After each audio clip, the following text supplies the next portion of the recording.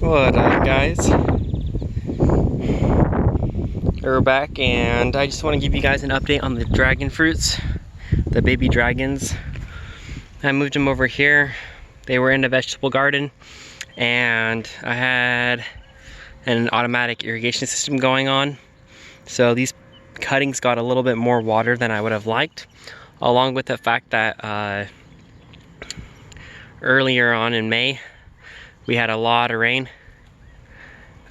Sorry, not in May, it was in March, the month before April. We had a heavier rain and cold weather. So these guys got a little bit more water than I would have hoped, causing a lot of them to actually rot on me. I'll try to find a demonstration. I removed a lot of them, but what will end up happening is like that kind of stuff. This is not what you want. So there's a few variations or causes to why this happened. One of them was the lack of heat, especially bottom heat, hence the heat pads.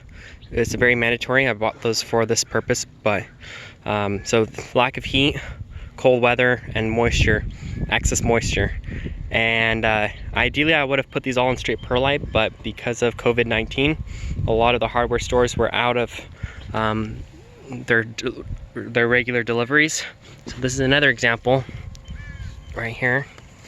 I'll show you what happens, and this is kind of sad. That's all rot right there. Now there's two options on what I could do with this. Option one, I'm just gonna have to grab my Velcros out. You can recut it depending on how big the cutting is. Oh, my thumb's in the way a little bit. Okay, so you can cut it. Of course, it's a really small cutting right there though. If this was bigger, this would be a better option or alternative. And all you do is stick that back in the ground, maybe add a little bit of dip and grow, and give it a second chance. But that's not gonna grow. So, with that being said, I was actually looking at one of the cuttings right over here. I'm gonna try to see which one it was. And I think it was this guy right here, yeah.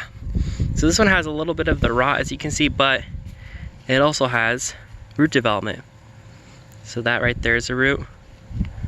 That right there, there, and there. So some roots are starting to develop, which is a good sign, and it kind of feels hard and heavy, but there's once again a little bit of rot. So lesson learned, or what you guys can take away from this, definitely make sure that your cuttings are well calloused, and when you do have an opportunity, don't overwater them, don't allow them to have too much access to moisture, and make sure that your growing media has proper drainage.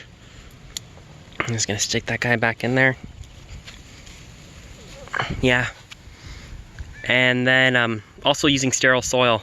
I added a little bit of compost to this, and I feel like that could have been another reason. Compost is higher in microbacteria, so that's another third reason why cuttings will rot on you. So I hope you guys enjoyed this video. This is just a little update on the dragons. We will see what will happen come next few weeks to month.